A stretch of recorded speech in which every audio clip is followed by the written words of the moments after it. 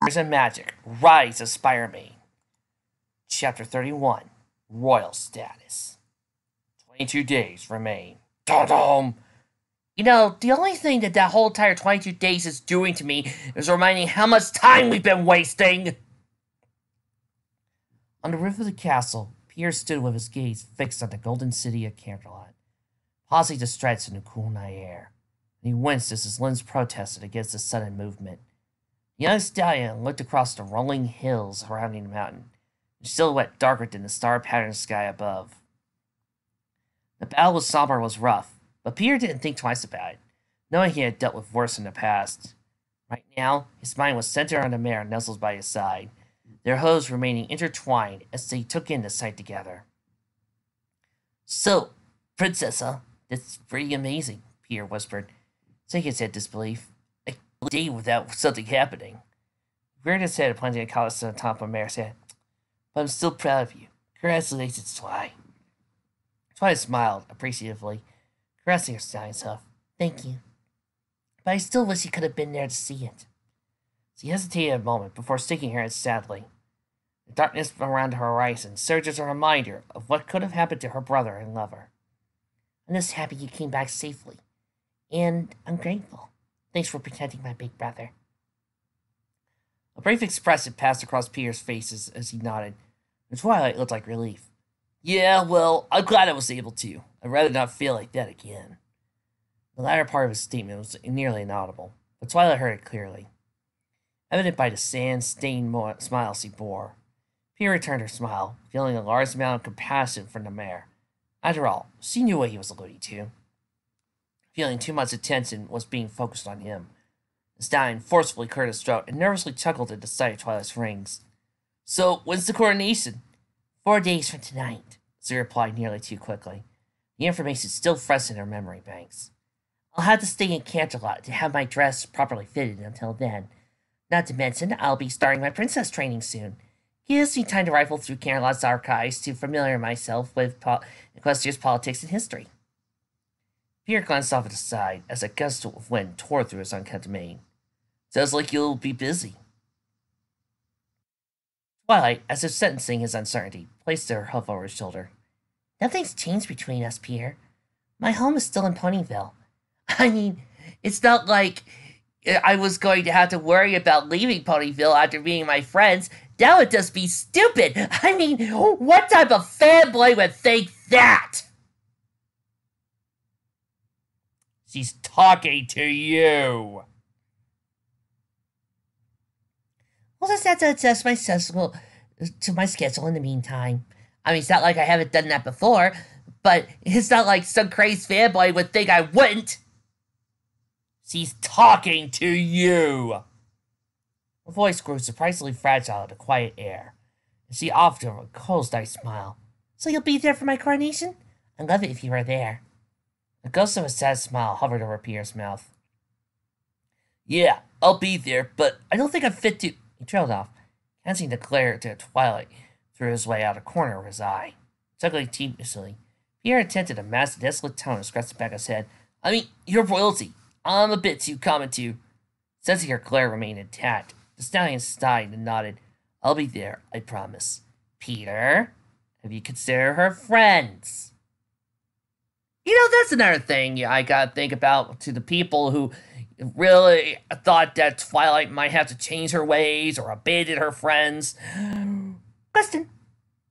Why wouldn't Twilight give them roles or give them knighthood or give them ways to work with her? Why wouldn't she do that? Why wasn't that the first thought in your guys' minds when you came up with these complaints? Was it just so easy to complain about Twilight being a princess that you forgot about the possibilities? Because I'm curious here. Or that you would really think that Twilight, modest little Twilight, would put herself above anybody? Gods! It's like, why? Hey, I remember back then, you know, there's plenty of princesses who did stuff outside of royalty. But no. It all has to be doom and gloom. Because nobody else can think of anything else. No, no, no, no. The glare softened to aggravated concern. You really need to stop thinking like that. Tell me about it, she said after a few moments. Even now, Pierre still had a tendency to sell himself short. Even though he's near a mayor who's one for the people, and it should be obvious to the idiot that Twilight would actually go with a commoner. Twilight smiled, taking one of his photos with two of her own, kissing the top of it gently. It's been a long day for both of us. Go home and rest, okay? She reached down and pressed her hoof against the stallion's cheek. Will you see me tomorrow night? Take a hint! Pierre lingered for a moment, staring at the mayor. Like gave in, chewing out the negative thoughts brewing in his mind for a moment. He reared down and pressed his lips against Twilight's. Though the moment was brief, lasting only a couple of seconds, it was certainly enough to speak on his behalf. He smiled. Yeah, I'll see you then. Pierre flipped over the railing and into a free fall. With the utmost grace, he landed perfectly a few foot release from Princess Luna, who simply shook her head at the stunt. The stallion waved a simple, sad farewell, prompting his girlfriend to mimic him. Wait a minute. I just realized. This means Peter got his powers back. Are you telling me that all it took for Peter to get his powers back was to do this whole entire bullshit of, I really love Twilight? You know what worked in Spider-Man 2 was Peter realizing his responsibility to everyone and that he needed to be a hero and that he needed to protect others, and that's what made his powers return back? This has none of that. His power loss was entirely pointless. I haven't seen a more pointless thing like this since I saw Donatello's head.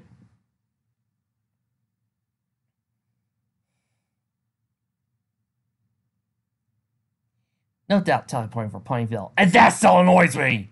Yet Twilight did not wish to see Peter leave. Her eyes suddenly hurt. Strong temptation to cry rising. Oh, for Celestia's sake! But the Alcorn shook her head, knowing she would see Peter again. I don't want to lose him, she sniffed, rubbing her hoof over her aching eyes. As Twilight made her way back within the castle, Princess Celestia watched over from the other side of the room with a furrowed brow. She resisted the urge to comfort her student immediately. That would have to wait until tomorrow.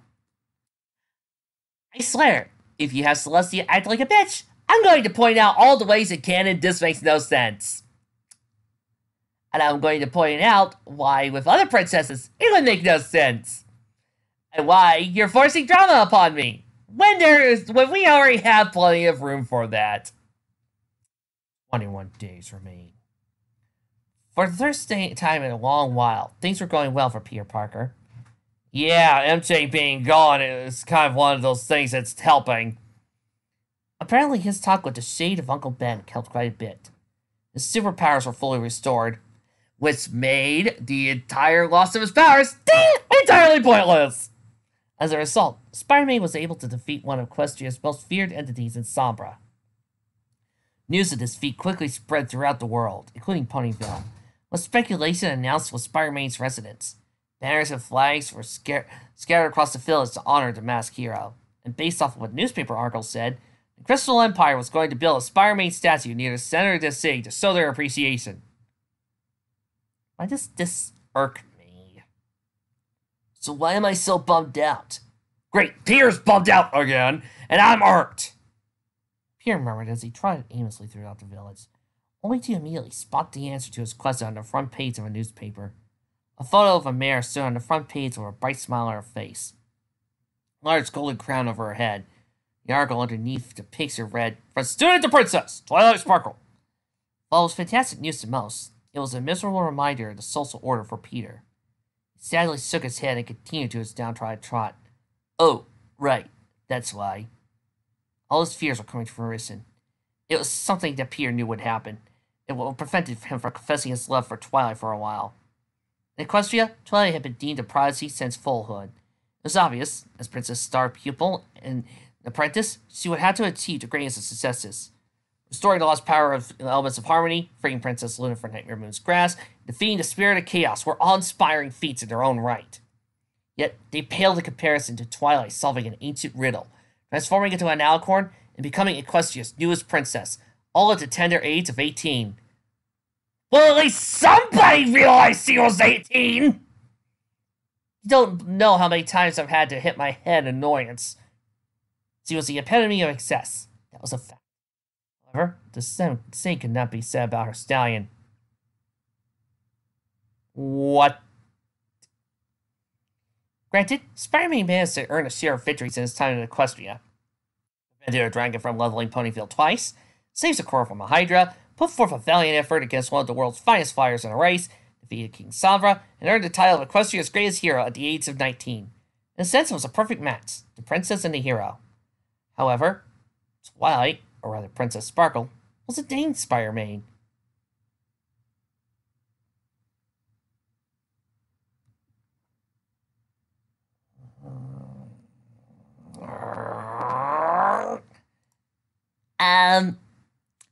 You people might want to turn down the volume on your screen.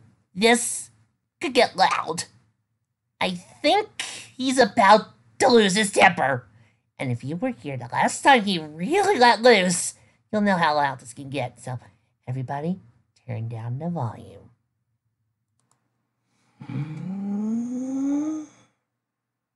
That is a lot of bullshit! What? Excuse me? First off, you're sad because you're afraid everybody's going to find out that you, once in a while, maybe have lost a few people. Okay, fine. I was okay with that. And now you're upset of hurting because of Twilight. I'm okay with that. But now you're being mopey over the fact that she is dating your alter ego? What? What the?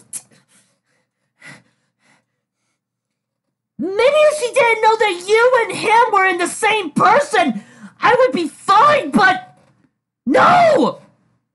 This makes no sense! It doesn't even come close to making sense! Why would you care? Twilight knows you and Spider-Man are the same person! So she knows that she is dating Peter Parker! She doesn't think she's dating Spider-Man, she is dating you! This is like Superman, Clark Kent worrying about Lois dating Superman when she knows that she and Clark and Superman are the same person! This week's right there was saying that Batman can't be happy!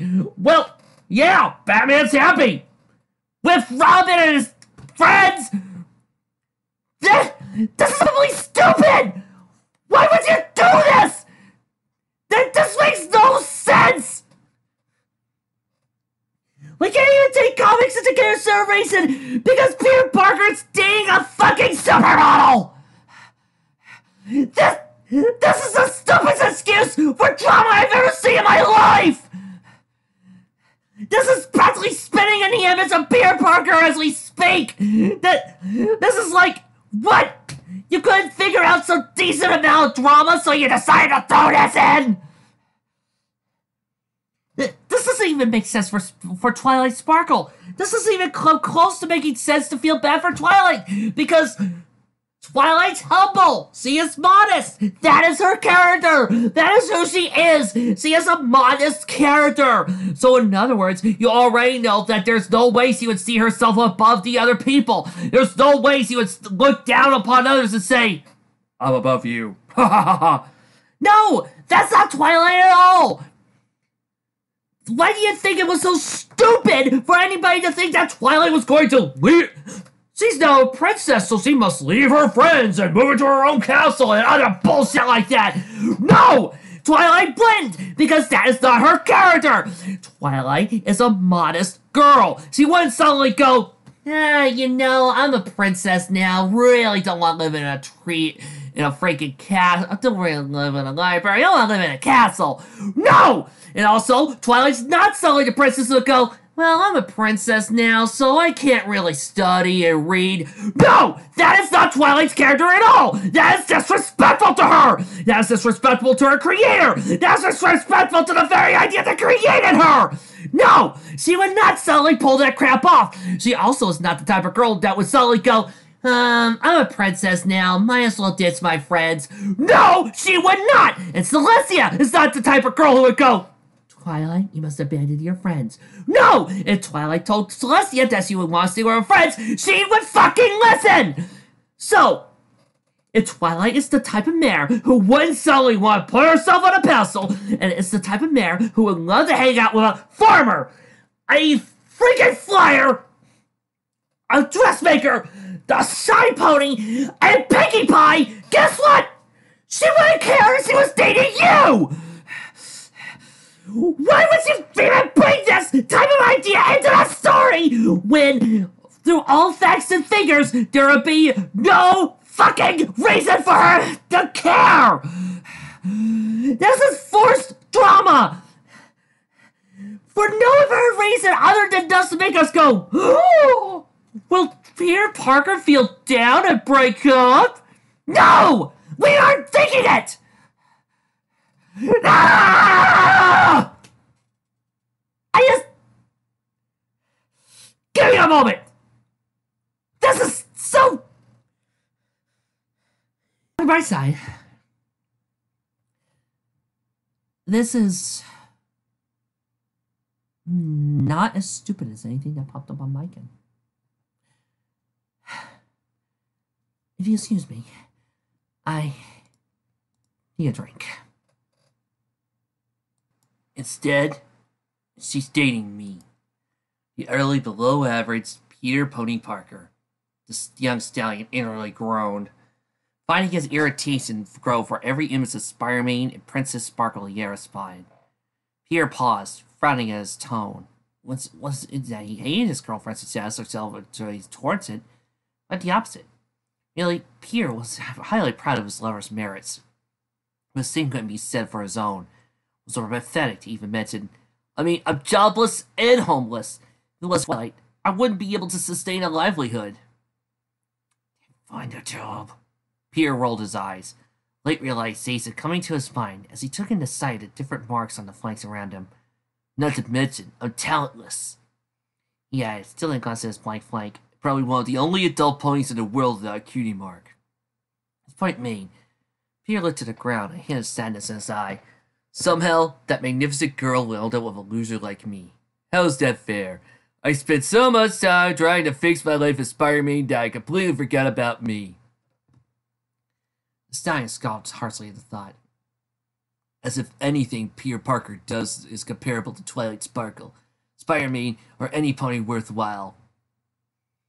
A pair of silver maned twin mares swept by Peter, both of them wearing different colored shirts with Spider-Man's face in its air. Peter could only sigh inwardly. I swear, you start slicking, I'm gonna start beating! Is Spider-Man only I really am here? Does Peter Parker have a purpose?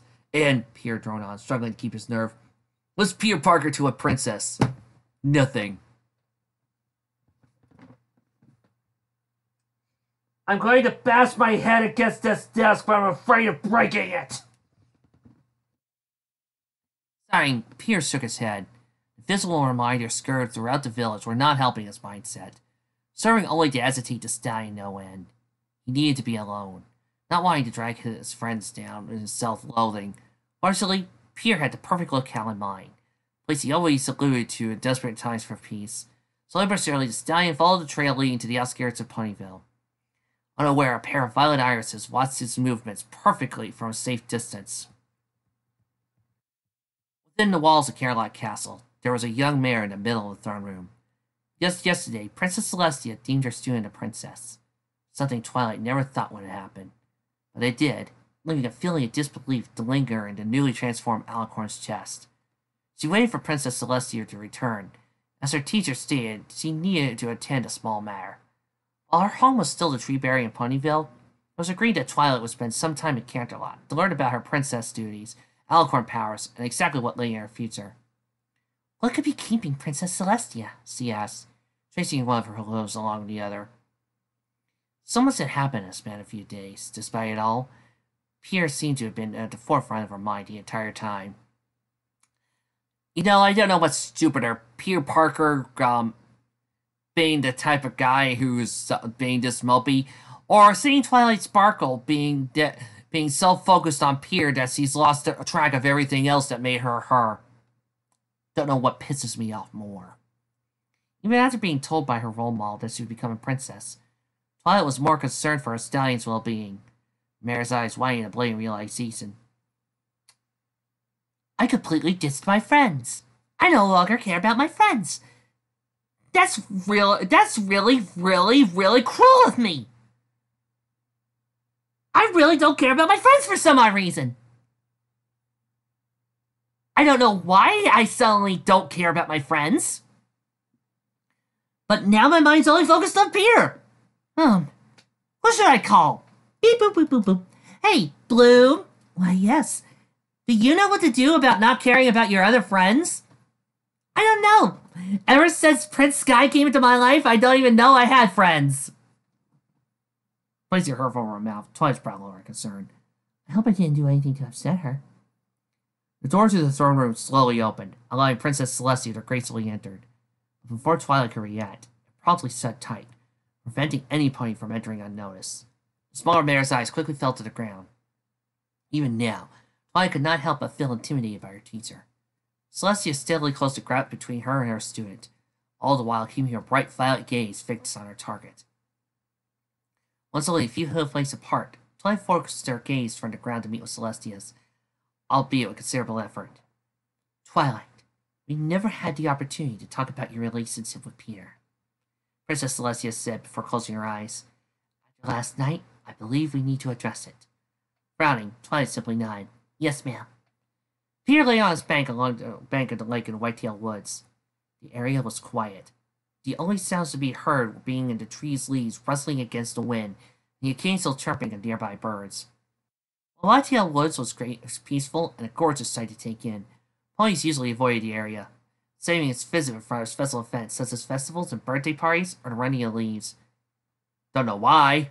Peter forced himself from the ground in the same position, scooping a rock with a hoof. Don't you dare sing. Fortunately, the surrounding tranquility could not ease his frustration. Still can't believe it. Twilight's a princess. Peter's mind grumbled, and Stallion gritted his teeth with anger. And here I am, still not doing anything with my life.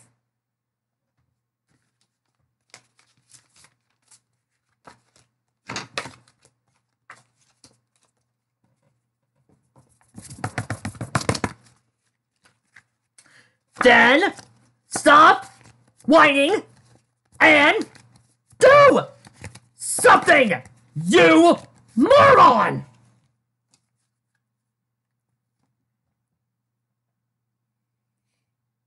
It skipped across the water nearly a dozen times before reaching the other side of the lake, bending itself deep in the opposite bank.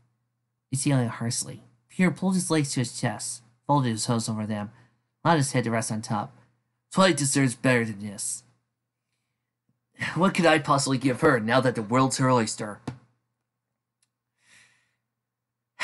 Will somebody please knock some sense into this whiner? So, this is where you've been sulking. Thank you, Trixie!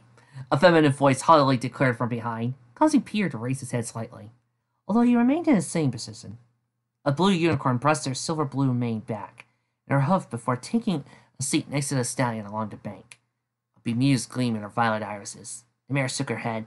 Trixie! It's quite surprised with you, Parker. I certainly expected you to be on a rooftop in here. Pierre stared at the mare for several moments. He shifted his head back to his host. What do you want, Trixie? He asked apprehensively. And how did you find me? Trixie is a stalker. What do you think? Trixie waved her hoof dismissively, paying the stallion's repellent tone no mind. I have simply come to talk. Quite frankly, you've been quiet since your return from the Crystal Empire. Considering you belither as much as that confounded Pinkie Pie, I nearly thought that was a blessing. But it's become painfully obvious to me that you're depressed about something. Throwing her away, Trixie huffed. To answer your question, I've been following you since this morning. I thought you lost all reason to talk to me since we started living together. Peter spat, turning to guard the mare. Anyway, I'm fine. Now get lost. No, I need Trixie. You are such a charmer sometimes, Parker, Trixie nonchalantly replied. Before Peter knew it, she moved away. Stallion sighed ignorantly. Relieved day finally chased away his company. Fortunately, it was a faint hope. As a matter of fact, Trixie appeared on his other side, taking a seat much closer to his position until their tails fell over each other. The mare playfully placed her hoof over Peter's shoulder. So, what has you so down? Peter continued to hold his glare in place, but failed to keep it fixed on Trixie, so he answered the leg instead. None of your business. Regretfully, it failed to affect the mare. Hey! Her tone softened considerably. That's not fair. I opened up to you when I was upset. It's only fair you let somebody help you for a change. The stranger eyed your main head. Nice you pour her soul out to him. Trixie hadn't forgotten, and unfortunately, in this case, there it appeared. Is this about what happened with the Ursa thingy? Ursa Minor, you twit! And yes, it is. Want to talk about it? It's a long story. It's an even longer train ride. I've got time. Peter's eyes shamefully lowered to his mane. Chains of dread pulled at his spirit. That day was clear, for it was the day Trixie and Peter formed a friendship. While the magician had a knack for being crude, sarcastic, and blunt, there were hints of genuine kindness behind the mare's persona. Although it seemed to have been reserved only for a few select ponies, it was certainly progress in Peter's eyes. For their talk during the trip to Manhattan, Trixie repelled every pony around her with the exception of Peter. Even after that day, the mare made it clear she usually preferred her personal space. Here, Trixie selfily called out, prompting his stallion to raise his head from his slumped position. Once he had caught sight of her friend's bewildered expression, the mare couldn't help but curse his sentimentality. Never had she actually referred to Parker by his first name. Pressing her up against her hot cheek, Trixie cleared her throat before shifting her violet gaze to the bright sky overhead.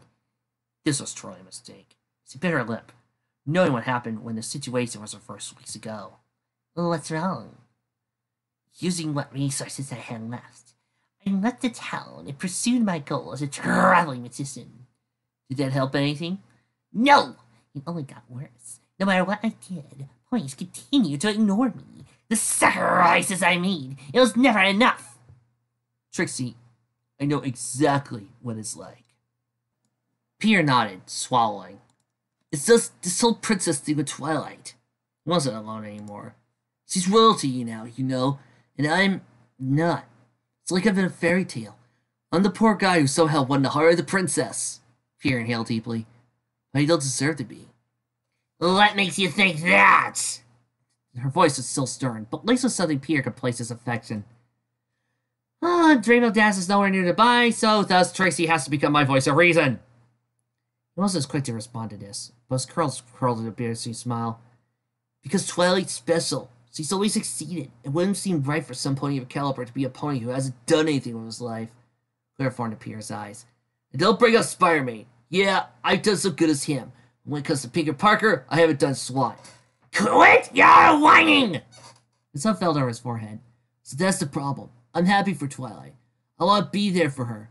I guess I'm just worried she'll eventually realize she could be with somebody worthwhile. Trixie sat silently for a few moments, allowing her mind to register Peter's confession fully.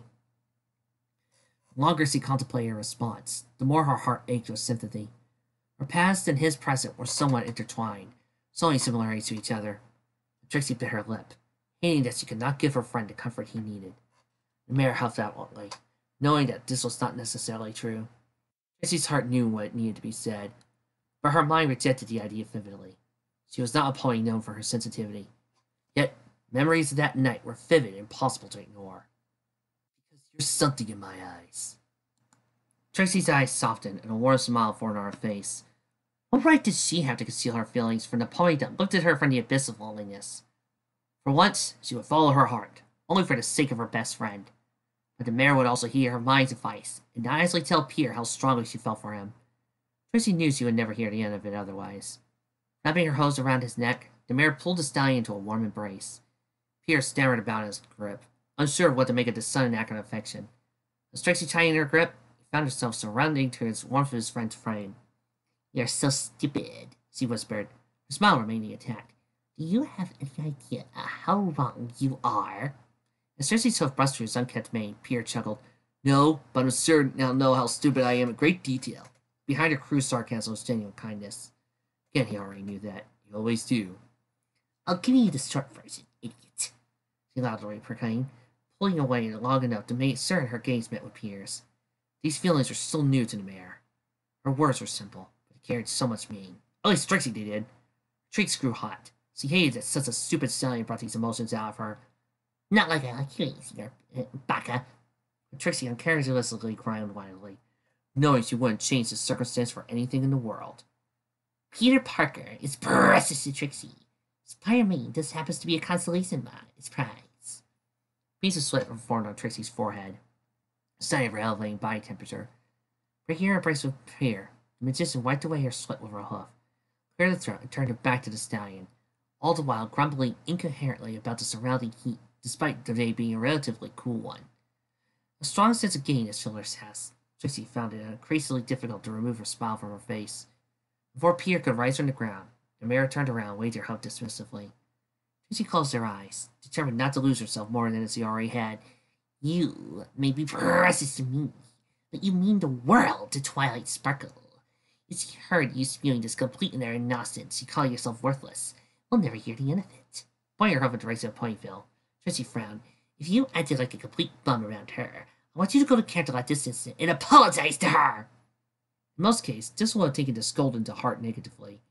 But Peter felt like it was the perfect pitch of encouragement he desperately needed. Thanks, Trixie. You're right, Peter answered, placing his hooves behind his back and putting his forward weight on top of his head, rolling his side and stretching his neck. I'll head for Canterlot right now, he continued, bringing his legs together, kicking out the ground, flipping over his head, landing before the mare. Thanks, Trixie. I really needed that. Trixie simply huffed, paying the stallion no mind. Whatever. Peter turned, bolting out of the vicinity with new vigor. Trixie may not realize it, but her smile was visible, even from the stallion's angle. Not that she actually minded. Twilight, how much do you cherish your relationship with Peter? Celestia asked abruptly, without a hint of hesitation. Twilight stared at her teacher, a look of surprise in her eyes. She quickly sobered, knowing the princess asked a serious question. It means a lot to me, she replied, pausing to place her hoof over her tightening chest. A lot was an understatement. Twilight felt her mind grow fuzzy. It means more than I could possibly say. Shaking her head distantly, the mare glanced on her side. I never want to lose Peter, Princess Celestia.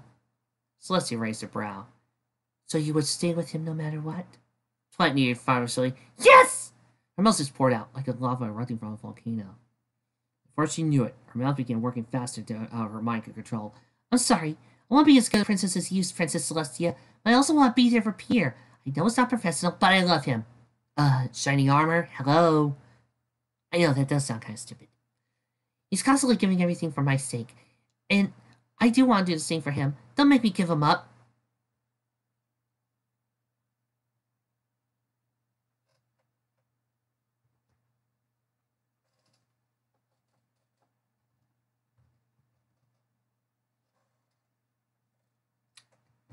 Twilight? That was unbearably stupid of you! She choked, maintaining her nerve. Please, just don't make me do this thing that you have no real reason to, thus I have no real reason to jump to conclusions, but we got to for this random joke. Yeah, Celestia placed her hoof over Twilight's shoulder, interrupting the smaller mare's train of thought. Silence filled the vicinity, and the uncomfortable sense of dread to Twilight's mind. Amidst her surprise, soft laughter escaped Celestia's mouth. Her brow furrowed, the student pondered what brought this out of her teacher. Removing her hoof from her shoulder, Celestia shook her head and smiled warmly. I have no intention of splitting you two up, Twilight. What made you assume I would try such a thing? Celestia instantly asked, tilting her head to the side. Her embarrassment evident, Twilight smiled sheepishly, unable to suppress the flush heat filling her features. I'm sorry, Celestia, I don't know. She trailed off, frowning at the scenario and her heart was to avoid, worried. Celestia shook her head. Don't be. I'm proud of your response. Twilight's befuddlement resurfaced. Why? Because at times, ponies lose sight of the important things. You become royalty, but you still want to hold your friends and love her close. Not that you mentioned your friends lately. Believe it or not, I've seen many disregard their past without care in the world. It's heartbreaking, really. The fact you want to move forward as a princess with Pierre tells me that you can be somebody the public can relate to and respect. She smiled knowingly. Never lose sight of those closest to you, Twilight. As if a great weight had been lifted from her shoulders, Twilight felt her entire world brighten with a new sense of life. Thank you, Princess Celestia. I'll never lose sight of what's important, I swear. Good! Care to let us in, too? Princess Celestia giggled. Her student was practically beaming. Good. Now there's something I need to tell you. Since you'll be training in Canterlot for a while, I decided to provide Pierre with a permanent accommodation to the castle so he can stay here. Time to spend with you and perfect his magic as well. Skimming her student wing, Celestia smiled. I take it you're fine with this? Yes, I mean... She fumbled over her hearts, unable to control her excitement. Mrs. Celestia, Pierre will... Thank you so much. Twilight beamed at Celestia, like a child that just finished a race in the first place. Her excitement was such that she had no idea she wasn't making any sense. You're welcome, Celestia replied slowly, trying to put together a rough puzzle of pieces she was given to work with. Now, I want you two to enjoy Terrace's company tomorrow. Twilight nodded, still beaming. That means you're off tomorrow, Celestia added, hoping her student would come up with plans for the day. Twilight stood tall, nodding again and facing in place. Grin looked permanent. And I think I see Pierre downstairs, Celestia giggled, stealing a glance over the railing where the stallion appeared in a flash of light along Princess Luna. At this, Twilight's eyes widened, and her smile disappeared, realizing where she was standing. Without throwing a backward glance at Celestia, she bolted out of her room at a speed that would amaze Rainy real dash. Celestia stared at her student in amazement. In all their training, she hadn't seen her move nearly that speed. She shook her head, stood close to the door before the draft filled the room, and recovered her tea. You won't lose Pierre, Twilight. She muttered to herself, taking a sip and nodding in satisfaction. Not when he's going to become your shining knight soon.